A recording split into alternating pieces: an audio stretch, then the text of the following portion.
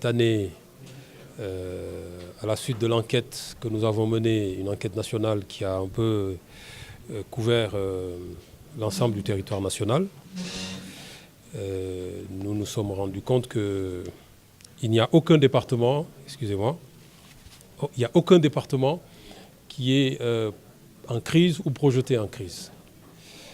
C'est-à-dire que, qu'est-ce qui se passe? Lorsqu'on a fini l'analyse et qui s'est basée sur les résultats de l'enquête nationale, cette année on a fait une enquête nationale qui a réuni un peu la nutrition et la sécurité alimentaire. Les efforts qui sont faits aujourd'hui au niveau national et au niveau sous-régional aujourd'hui, c'est d'aller dans ce sens-là, d'intégrer toute la problématique de la nutrition à celle de la sécurité alimentaire parce que les deux vont de pair.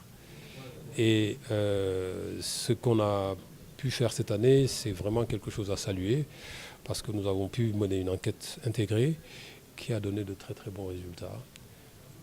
Et ces résultats-là montrent qu'en fait, voilà, sur ces 3 années, une année sur l'autre, nous sommes en train d'améliorer la situation alimentaire du pays. Aucun département en crise, mais cela ne veut pas dire qu'il n'y a pas de poche d'insécurité, qu'il n'y a pas de population en insécurité. Mais juste pour vous donner des chiffres, puisqu'il s'agit de chiffres.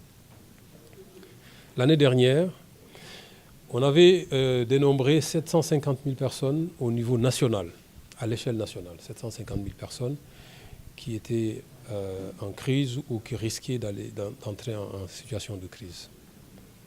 750 000 personnes sur l'ensemble du territoire national. Mais il y avait 6 départements et lorsqu'on regardait les 6 départements, il y avait à peu près 385 000 personnes à l'intérieur de ces 6 départements.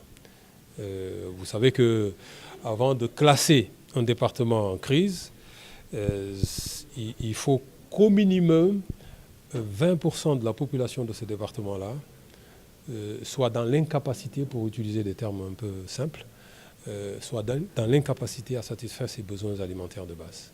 20%.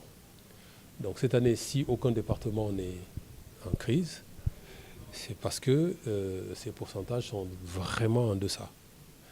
Mais on est passé de 750 000 personnes à 350 000 personnes. C'est-à-dire qu'on a réduit de moitié, un peu plus de la moitié, la population sénégalaise qui était en crise ou qui risquait d'entrer en crise, ce qui est quand même quelque chose d'intéressant. Et à quoi on peut attribuer cette embellie? C'est à la conjonction de plusieurs facteurs. D'abord, premièrement, quand on parle de sécurité alimentaire, on parle d'abord de disponibilité de produits alimentaires.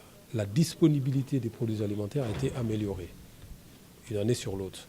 C'est-à-dire la campagne agricole a donné de très bons résultats, ce qui fait qu'il y a eu quand même sur le territoire national beaucoup de production agricole et donc les populations avaient accès à des productions agricoles.